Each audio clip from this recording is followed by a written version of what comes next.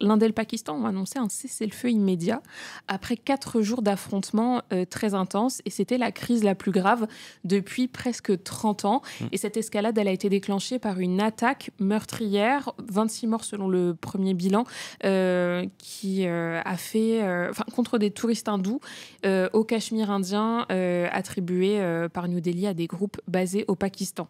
Malgré un accord, des échanges de tirs ont été signalés peu après. Donc on s'est posé la question de la durabilité de cette trêve. Et les tensions restent très vives avec des mesures punitives toujours en place et des accusations mutuelles. Et dans ce contexte, ça soulève pas mal de questions sur la possibilité d'une désescalade entre ces deux puissances qui, on rappelle, ont accès à la bombe nucléaire. Donc, c'est pas anodin du tout. Moi, j'ai une question pour toi et le chat, si vous avez des questions par rapport à ça, n'hésitez pas, on est là pour vous. Le Pakistan, déjà, il faut revenir aux sources. C'est né d'un conflit entre les musulmans du nord de l'Inde et les autres populations du pays. Est-ce que c'est cette tension qui, aujourd'hui... qu'on ressent encore aujourd'hui, finalement. Oui, tout à fait. Non, c'est bien de rappeler ça.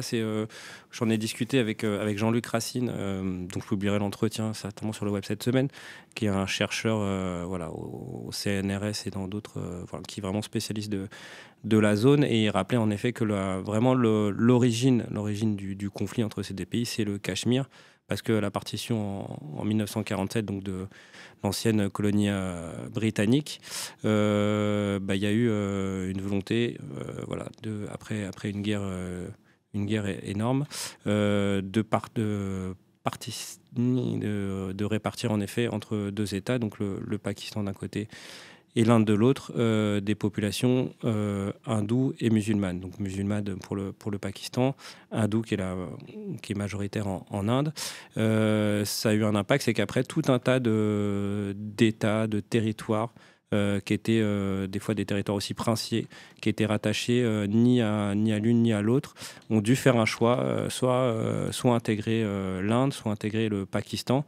Et sachant que aussi pendant toutes ces années-là, en fait, il y a eu des pérégrinations de ces populations hindoues ou musulmanes qui ont dû passer d'un territoire à un autre, et il y a eu énormément d'exactions, de crimes qui ont été commis. Donc c'est des dizaines, des milliers de morts qui ont pu avoir lieu pendant cette période-là. Donc c'était un vrai traumatisme des deux côtés.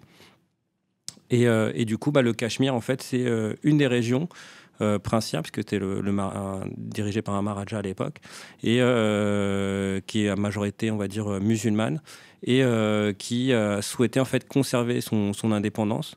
Et puis petit à petit, en fait, le Pakistan a refusé qu'il garde son indépendance, a envoyé des troupes. Ils ont du coup, le Maharaja a appelé à l'aide à l'Inde, l'Inde qui a accepté en échange du fait qu'ils reconnaissent qu'ils étaient indiens, ce que le Pakistan n'a jamais reconnu. Donc c'est le premier conflit en fait en 1949, qui a duré plusieurs années. Et donc voilà, c'est la base aujourd'hui du conflit qui perdure, puisqu'il y aura plusieurs conflits à chaque fois pendant à plusieurs reprises depuis maintenant 1949, 2025, donc presque 80 ans de conflits qui perdurent, parce que même s'il y a un tracé et un cessez-le-feu qui a été décrété, l'Inde estime qu'il devrait avoir les pleins droits sur l'entièreté de la région. Le Pakistan estime que les délimitations sont fausses et donc refuse que l'Inde puisse diriger un État à majorité musulmane. Donc voilà, c'est des conflits qui perdurent, et sachant qu'il y a un troisième acteur qui est la Chine, qui est plus au nord, et pareil, qui a une partie en fait de ce Cachemire, en tout cas, et qui intervient, puisqu'on sait qu'il y a des liens forts entre la Chine, par exemple, et le Pakistan, pour tout ce qui est route de la soie, et donc interviennent directement, et on sait que les deux grandes puissances asiatiques qui sont l'Inde et la Chine sont extrêmement rivales, donc forcément ça joue dans ces tensions qui perdurent. Est-ce qu'il y a des richesses au Cachemire, ou alors est-ce que c'est vraiment la question religieuse qui est le nœud du conflit? Il y a de tout. Alors, il y a la question de l'eau, mais ça, je sais que tu vas me poser la question tout à l'heure. Mais il y a la question, en effet, des accès, et notamment, par exemple, ces liens qui existent entre la Chine et le Pakistan. Ces voies commerciales, des richesses en tant que telles, non, mais c'est vraiment la question, je pense, en tout cas pour le Pakistan, c'est refuser qu'une région à majorité musulmane puisse être détenue par l'Inde, et inversement. Donc on voit que c'est vraiment aussi une volonté d'avoir un appui et de pas reconnaître, de reconnaître en gros une perte d'influence dans cette zone-là. Je vous mets la carte ici, comme ça vous pouvez voir en quoi la région du Cachemire peut être un souci on va dire, de transit entre le Pakistan et la Chine. Et puis c'est vraiment, on le voit sur la carte, c'est vraiment un carrefour et une zone de passage, puisqu'on a l'Afghanistan qui est pas loin, la Chine. On voit que voilà, c'est vraiment un carrefour. Et d'avoir un pied là-dedans, ça permet d'avoir des contacts avec les différents voisins. Donc je pense que c'est aussi pour ça que c'est important pour ces deux pays de maintenir et d'avoir la main mise sur cette région. Tu l'as dit, on va parler de l'eau. Géopolitiquement, en général, avoir l'aval sur une source d'eau, ça reste un point de pression très important. Et vous avez signé un papier sur le... Je crois que c'est Lina qui l'a écrit. Ouais, c'est ça. Que j'affiche ici. Pourquoi l'attentat meurtrier au Cachemire peut-il faire dégénérer la guerre de l'eau entre l'Inde et le Pakistan? C'est quoi cette guerre de l'eau entre l'Inde et le Pakistan? Eh bien, parce qu'en fait, l'Inde, qui est en amont, du coup, L'amont, pardon, j'ai dit l'aval. Amont, c'est au-dessus et aval, c'est en bas. Donc, en gros, entre guillemets, la gestion de l'eau. Mais à chaque fois, dans tous les conflits, d'ailleurs, la question de l'eau est primordiale. On le voit d'ailleurs entre Israël et Palestine. On le voit dans d'autres conflits, d'ailleurs, en Asie centrale. Quand on est en amont, et forcément, si on décide de couper ou de privatiser cette eau-là au détriment de l'aval, du coup, qui est le Pakistan, forcément, ça a des répercussions sur tout ce qui est agricole, sur l'eau pour les populations, c'est tout un tas de choses, et surtout qu'il y a eu un traité en fait qui a été signé, reconnu au niveau onusien, justement sur la question de l'eau, puisqu'on voulait décorréler les tensions au Cachemire de cette question de l'eau qui est essentielle pour les populations de toute façon des deux côtés. Donc couper le robinet, c'est une vraie... Oui, c'est un crime international, c'est une violation du droit et une violation de ces accords. Donc si l'Inde le fait, ça aura forcément des répercussions et potentiellement des crimes de guerre après qui seront à gérer et à des enquêtes à mener par rapport à la communauté internationale. Merci beaucoup. Pareil, il y a un article que je vous invite à lire, donc un article de Lina. Oui. Sankaré, puisqu'elle a été, puisqu'on a pas mal bougé au sein de la rubrique. Lina Sankaré qui s'occupe de l'Europe, mais qui s'occupait avant de l'Asie, donc a fait quelques séjours en Inde, en Chine et ailleurs. Donc voilà. Et maintenant, c'est Axel Nodino qui a repris le dossier, qui a été en Inde d'ailleurs il y a, je dirais, 6 mois, 1 an. Donc voilà. Et d'ailleurs, on s'est posé la question, pour l'instant, tout le calme est revenu, mais peut-être d'envoyer quelqu'un si jamais le conflit perdurait, justement, pour voir de visu comment ça se passe, les tensions, puisque on l'a pas abordé, mais il y a il y a une vraie volonté des deux pouvoirs d'aller au conflit. C'est peut-être ce qu'il y a de nouveau, ce que relevaient pas mal de personnes, c'est que vraiment l'entièreté des partis politiques en Inde souhaitaient en découdre aujourd'hui avec le Pakistan après le crime en effet du 22 avril, puisque c'était la première fois.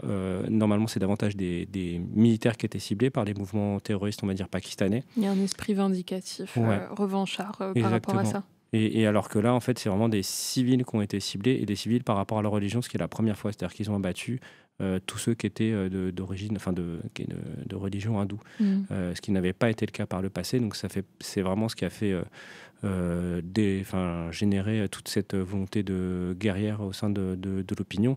Surtout que depuis l'arrivée au pouvoir de Modi, il ne cesse de dire que le Cachemire va être pacifié, que l'Inde va gérer cette région, et du coup il y a énormément le tourisme avait repris, etc.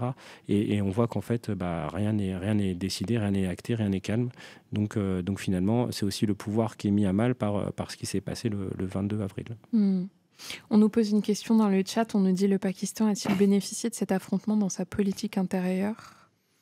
Après chacun s'en sert, mais pour le coup, ce que me disait du coup Jean-Luc Racine, c'est qu'il était plutôt dans une volonté, on va dire, de pacifier les choses, parce que le Pakistan est sous sanctions. Il y a énormément de sanctions qui ont été émises justement par rapport à tous ces mouvements, on va dire, terroristes, islamistes, parce qu'il y a Il y en a qui frappent l'Inde, il y en a aussi qui, on le sait, qui ont aussi essaimé en Afghanistan. Il y a des vrais liens entre le Pakistan et l'Afghanistan.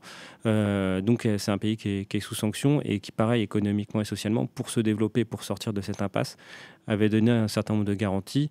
Donc c'est pas dit qu'aujourd'hui ils en sortent, en tout cas ils aient apprécié ce crime du 22 avril.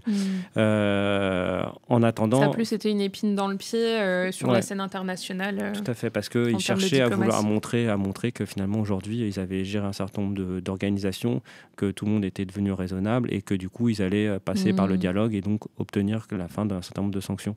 Du coup ce crime-là a remis ça sur le devant de la scène, mais il ne pouvait pas ne pas répliquer, puisque la différence c'est que aucune preuve n'a été amenée par l'Inde sur qui était finalement responsable, parce que c'est une nouvelle organisation qui a revendiqué ce crime. Et du coup, ils ont bombardé quand même assez loin et sur des zones pakistanaises autres que le Cachemire. Ce qui est une première depuis 80 ans, c'est-à-dire qu'ils ont frappé des villes qui n'avaient rien à voir, dans les terres du Pakistan. Donc forcément, la réplique pakistanaise a été aussi importante, c'est-à-dire qu'ils ont visé plus loin que Cachemire, mais dans des territoires indiens autres. Donc on voit que là, il y a une volonté aussi de ne pas apparaître faible par rapport à l'adversaire, puisque c'est un conflit qui dure maintenant depuis plus de 80 ans. Il y a eu 2 questions dans le chat là-dessus. Avant de changer de sujet, on allait changer de sujet. En plus, vous êtes arrivés pile au bon moment. N'hésitez pas à envoyer vos questions dès que vous y pensez. Nous, on les prend. Y a-t-il des mouvements indépendantistes au Cachemire ? Alors, oui. En gros, c'est qu'il y a une volonté, puisque une certaine partie est dirigée donc par l'Inde, une autre est dirigée par le Pakistan, mais on sait que comme c'est une majorité musulmane, oui, il y a des mouvements, il y a des mouvements aussi terroristes qui essaiment au sein de la population, et il y a une volonté en gros d'indépendance et de sortir cet entre-deux qui tire un peu de chaque côté. Donc voilà, et en plus on a la Chine qui est à côté, donc c'est vraiment un peu particulier, mais depuis 80 ans, il y a en gros deux grosses organisations qui essaiment et qui sont fait d'ailleurs reconnaître au niveau, on va dire, pakistanais, voire international, parce qu'ils sont intervenus au Cachemire. Alors le problème, c'est que j'ai pas mon entretien sous les yeux, mais voilà, c'est 2 grosses organisations terroristes qui vous laisse aller le lire. Qui sont en lien et qui essaiment dans la région. On nous demande aussi, l'armée étant très puissante au Pakistan, est-ce qu'il n'y a pas de risque de stabilité à l'intérieur du pays si on perçoit que l'armée s'est dégonflée? Des risques d'instabilité alors? Oui, c'est vrai que c'est l'armée qui dirige et qui a un point important au Pakistan, et notamment les services secrets aussi. Donc oui, c'est pour ça que le Pakistan a répliqué. On voit d'ailleurs que depuis la signature de l'accord, de toute façon, des tirs et des affrontements se poursuivent, alors de moindre intensité, mais ça continue d'ailleurs aux alentours du Cachemire, parce que ils peuvent pas paraître faibles, et c'est pour ça qu'ils ont répliqué aussi à l'attaque.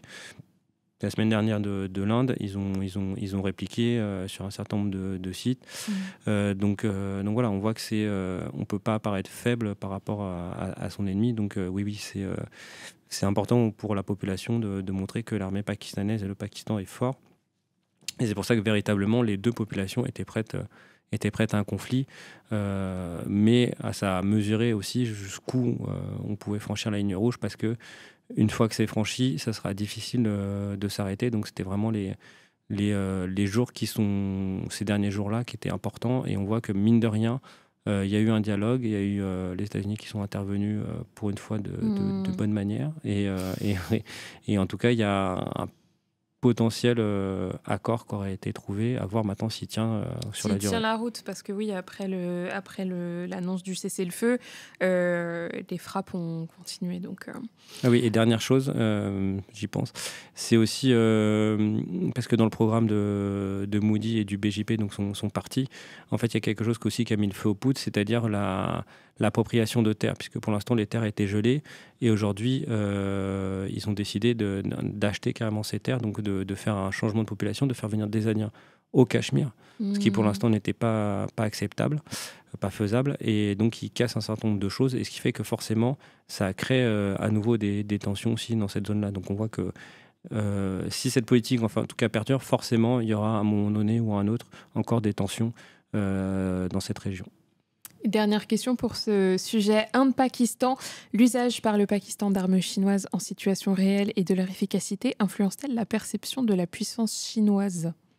Alors oui, en tout cas oui, il y a puisque le Pakistan a des liens économiques importants maintenant avec la Chine, puisqu'elle participe, ce que je disais, à la route de la De la soie. soie. Et en effet, c'est la Chine qui a donné un certain nombre d'armes au Pakistan. Et forcément, alors voilà, il faut prendre avec des pincettes, mais en tout cas, ce qui ressortait des restrictions, notamment de la flotte indienne, donc il y avait des avions russes et français, c'est qu'en effet, c'était des armes chinoises qui auraient abattu ces avions, ce qui montre aujourd'hui en effet que la Chine commence à peser lourd aussi sur la question de l'armement au niveau international. Et elle démontre aussi sa force. Donc voilà, ça montre qu'elle a un poids aujourd'hui économique, mais elle a aussi un poids militaire qui commence de plus en plus à être important. Alors de toute façon, ils ont mis les moyens depuis une dizaine d'années. Ils sont encore très loin des États-Unis ou de tous les pays de l'OTAN, mais en tout cas, ça devient maintenant, je crois que c'est le deuxième budget militaire derrière les États-Unis. Donc on voit que ça commence à, entre guillemets, à porter ses fruits. Donc oui, s'ils pouvaient montrer à travers ce type de conflit que leurs armes étaient performantes, comme par exemple la Russie le fait en Ukraine, typiquement, c'est en tout cas un signal qui est envoyé à d'autres puissances à travers le monde. Oui, c'est un signal qui prouve aussi que la Chine n'hésite pas à... Bon, c'est pas... Alors, est-ce que vendre des armes, ça peut être considéré comme une prise de parti militaire? Est-ce qu'on considère qu'un pays qui a vendu des armes dans un conflit a pris part dans le conflit diplomatiquement? Alors ça, c'est toute la question, puisque dans ces cas-là, ça veut dire que c'est pareil sur la guerre en Ukraine et toutes les livraisons d'armes, ou par exemple la Corée du Nord qui livre des armes aussi à la Russie dans le conflit en Ukraine.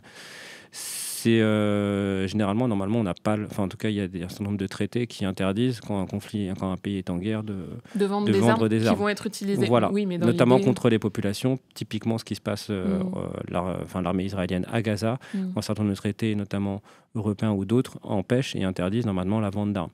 Mais normalement. Mais après, s'il y a des accords qui étaient en amont, certains continuent à les livrer de manière officielle ou non officielle. En tout cas, oui... voilà, là c'était l'Inde et le Pakistan n'étaient pas en conflit, on va dire, violent au moment de la vente. Et donc forcément, ils sont intervenus avec des armes chinoises. Maintenant, s'il y a un conflit qui dégénère, est-ce que la Chine continuera à livrer des armes ou se mettre des possibilités des sanctions? Voilà, mais c'est tout le jeu à chaque fois dans les différents conflits. C'est peut-être une hypocrisie globalisée de la vente d'armes. Je te vends des armes, mais seulement si tu ne les utilises pas. Oui. Mais si demain tu es en guerre, au moins tu as des armes dans ton garage. Voilà.